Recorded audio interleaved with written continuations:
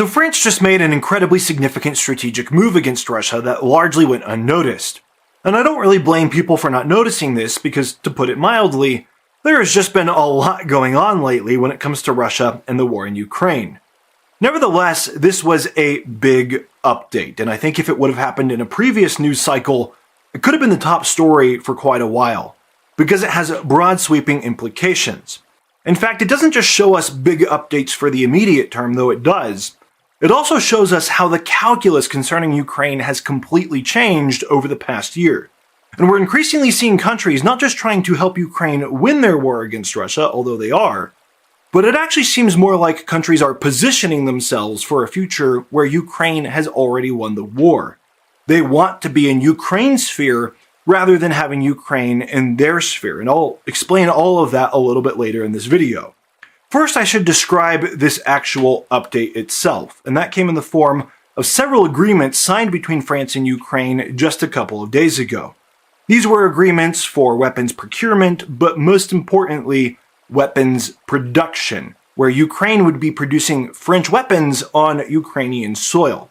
And to be clear, this didn't just happen with France. There were also similar agreements reached with other countries or in the process of being reached with other countries like the United States.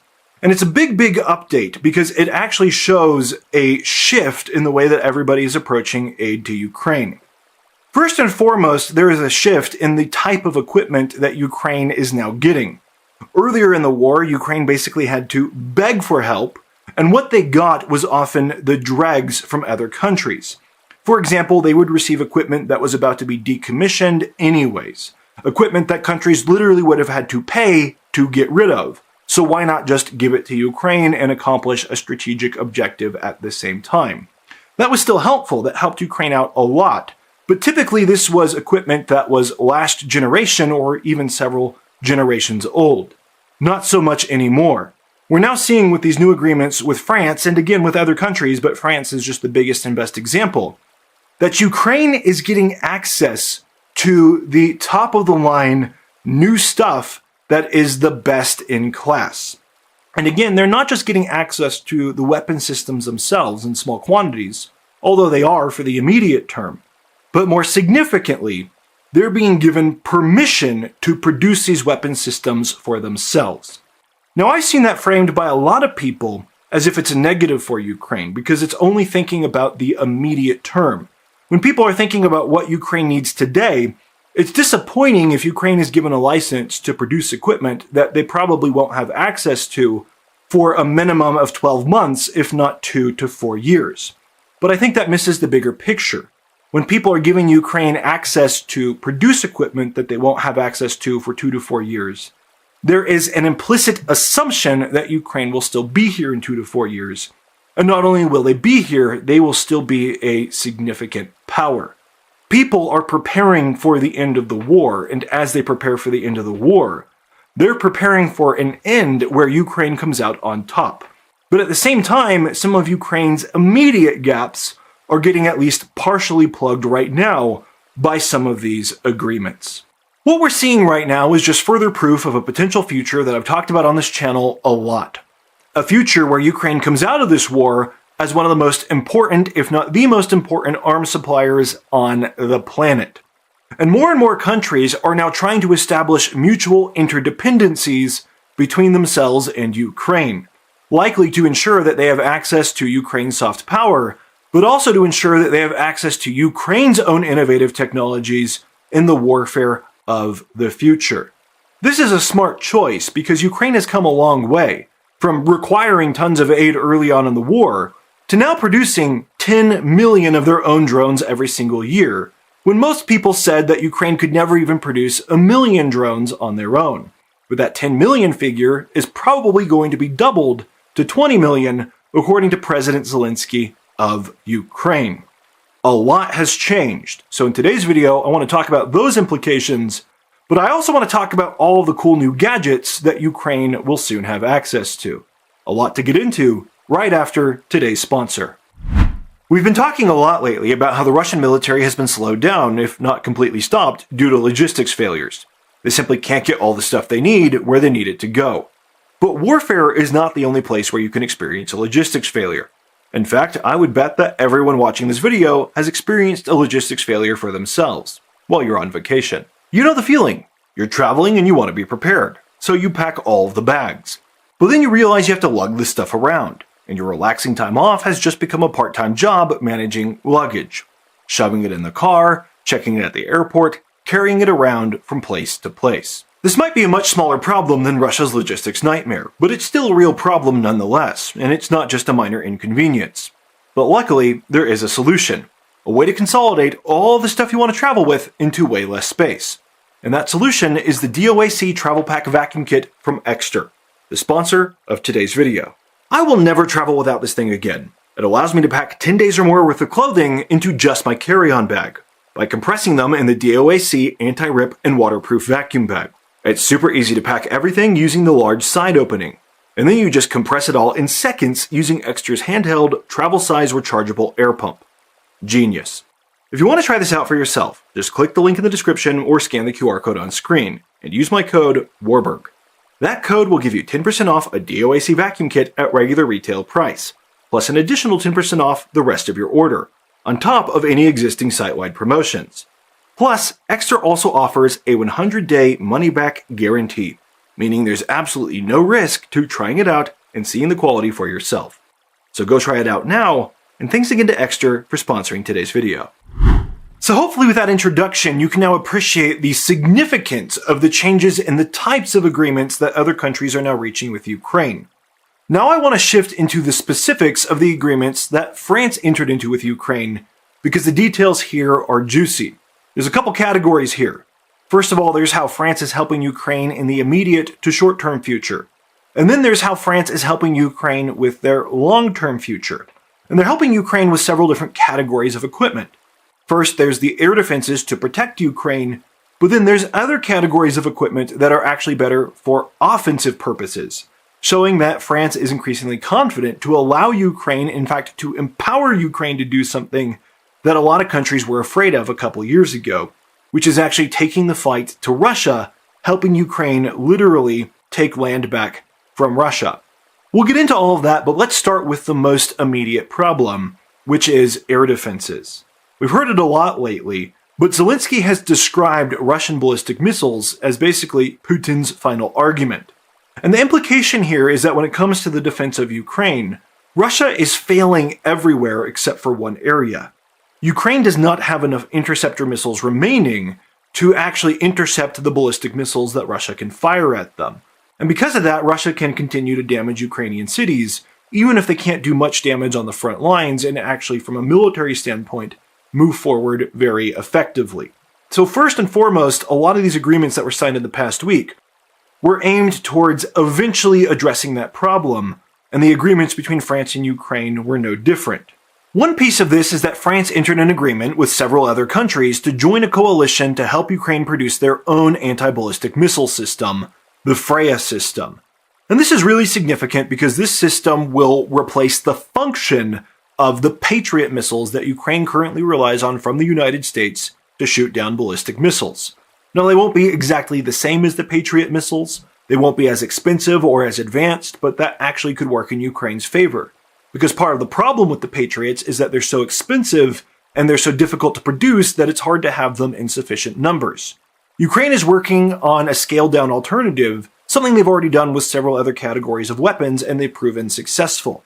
We don't need one weapon to get every job done. Instead, we need a specific weapon to do a specific job at a lower per unit cost. It's really smart, and Ukraine has already made good advances in this. But they do require some help from outside countries to accelerate the process. And they're hoping to partner with countries like France, so that France can help them, for example, with guidance systems or other things, but also with production, so that Ukraine can get off the ground faster to fill their immediate needs, their immediate holes. That's a big deal, and there's speculation about how long this will take. Some say that it could happen in as little as 12 months, which isn't very long for Ukraine to have their own anti-ballistic missile system. And certainly with France and all of these other countries, it will happen sooner. In the meantime, though, France is also providing Ukraine with some SAMP T systems.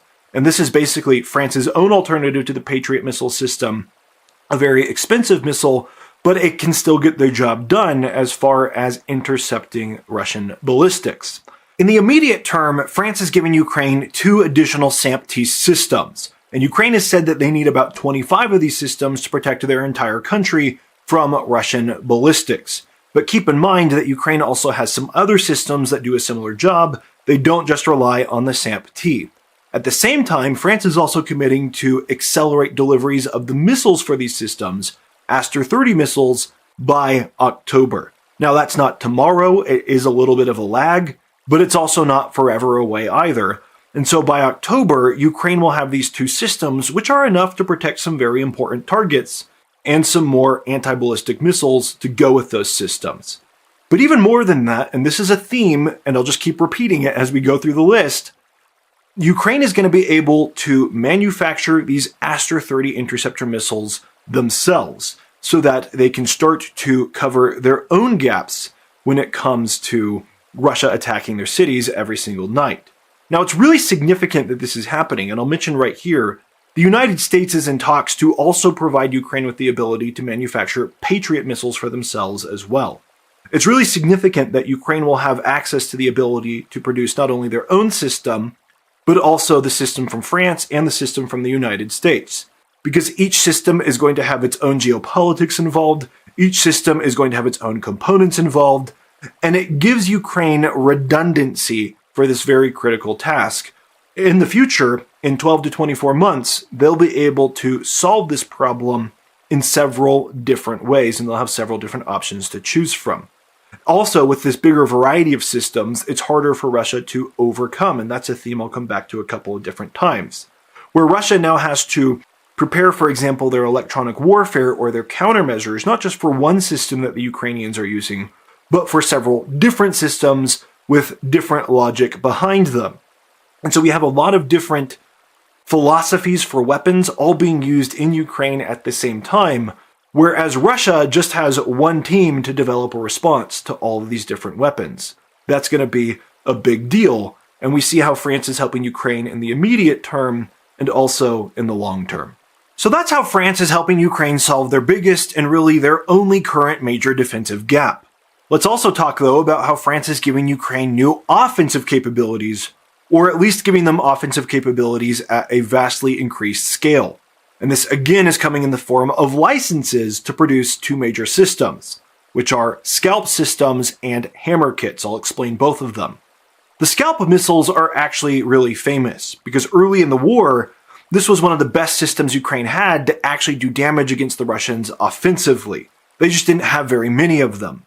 The SCALP missiles, for example, were responsible for Ukraine's destruction of the Black Sea headquarters, where they destroyed that headquarters for about $1 million for the missile, which was a really good return on investment. These are missiles that previously Ukraine was not even allowed to use to strike Russian targets on Russian territory, because people at that time were afraid of how the Russians would respond.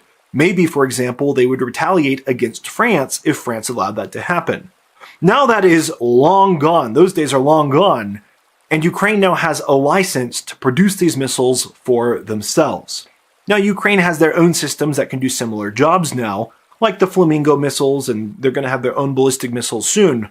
But having the SCALP in the picture in bigger quantities just means, again, more systems that Russia has to prepare for, more systems that Russia has to have responses to.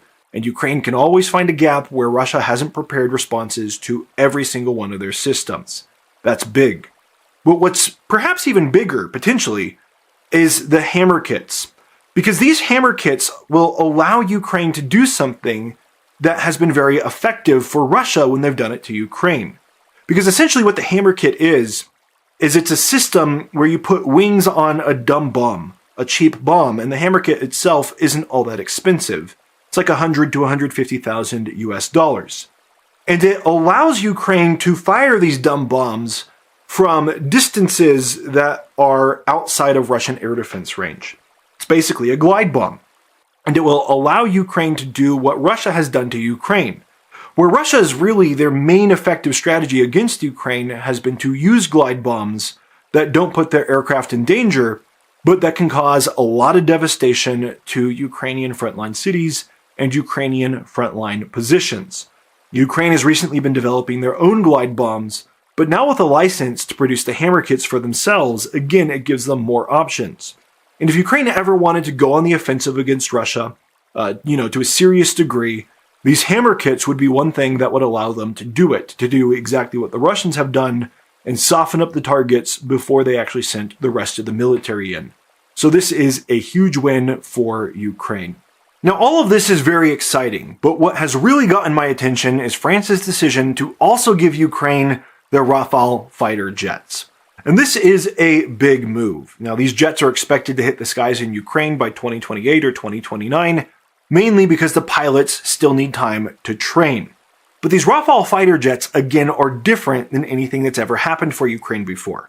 Ukraine has received other fighter jets, the F-16s from the United States, but these were sort of last-generation fighters, whereas the Rafales are the best that France has. They're not just giving Ukraine old stuff that they have lying around. Instead, they are committing to Ukraine to supply them with their next-generation fighters as they're coming off, as they're being produced for the first time. And right now, France is going to provide Ukraine with estimates of up to 100 of these in the long term, but that number could change. And they're not the only ones pursuing this strategy. The same thing is going on with Sweden and their Gripen jets, which are expected to hit the skies by 2027, and right now something like 160 plus of these jets are ultimately expected to land in Ukraine. This is different. These are two countries with two next-generation fighters with different strengths and weaknesses who are actually competing for Ukraine's ultimate business. They're competing to see who can make up Ukraine's air force in the future, which is a much different posture than we've seen in the past. People wouldn't bother entering these agreements with a country they thought wasn't going to exist tomorrow. Instead, countries are making these agreements because they fully expect that Ukraine will set the meta for the next stage of modern warfare. And they want to be part of it. They want their systems to be part of it. So I want to unpack that just a little bit more now to really show you the overall geopolitical calculus that is happening with Ukraine and why I believe other key players, for example, the United States, who used to be resistant about Ukraine getting more of their weapon systems, are now getting excited and they're trying to actually outbid competitors to get their systems in Ukraine's hands. A great way to demonstrate the big picture point here isn't just to talk about the countries who are giving more to Ukraine than ever before, but also countries that are holding things back from Ukraine. For example, while other countries are giving their aircraft to Ukraine, Poland recently announced that they were going to be holding back their MiG-29 aircraft that they had planned to give to Ukraine. And the reason Poland is holding back is because they don't feel like they're getting enough of Ukraine's drone technology, which was, they say, their original understanding. Now, I'm not trying to get into the politics of all of that. My point is, Poland isn't giving Ukraine fighter jets because Ukraine isn't giving Poland their drones.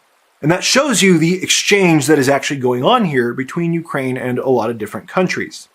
Similarly, around this time that the United States started talking about providing Ukraine with the ability to license to build Patriots on their own territory, Ukraine also started selling some of their drones to the United States.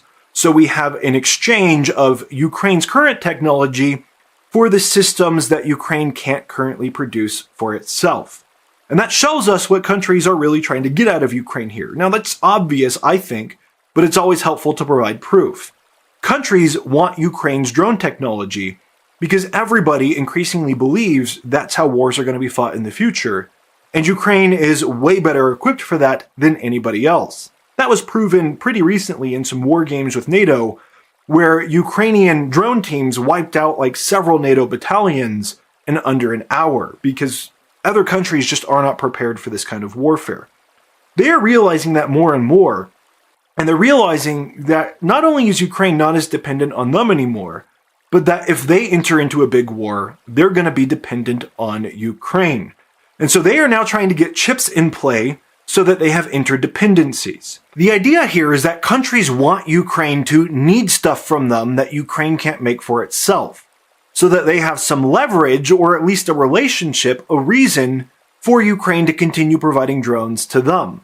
Now, that's not always unhealthy. That's how alliances work. It can be used in unhealthy ways, as we've seen from the United States, unfortunately, towards Ukraine, But now we see even the United States backpedaling because they realize they're not as dominant over Ukraine as they thought. Actually, Ukraine has a lot of cards. It's not to say the United States has no cards of their own, but both sides have cards and they need to trade their cards to each have a healthy society that's ready for the warfare of the future. This is a big shift for Ukraine. Ukraine is no longer dependent on others, or at least no longer solely dependent on others, but others have become dependent on Ukraine. And it's a really healthy development that Ukraine will now be able to license all of these systems. It's healthy for a couple reasons. First of all, it means that even if these licenses don't really fully come into play until after the war is already over, this is a big incentive, a big reason for Russia to not start a war again against Ukraine.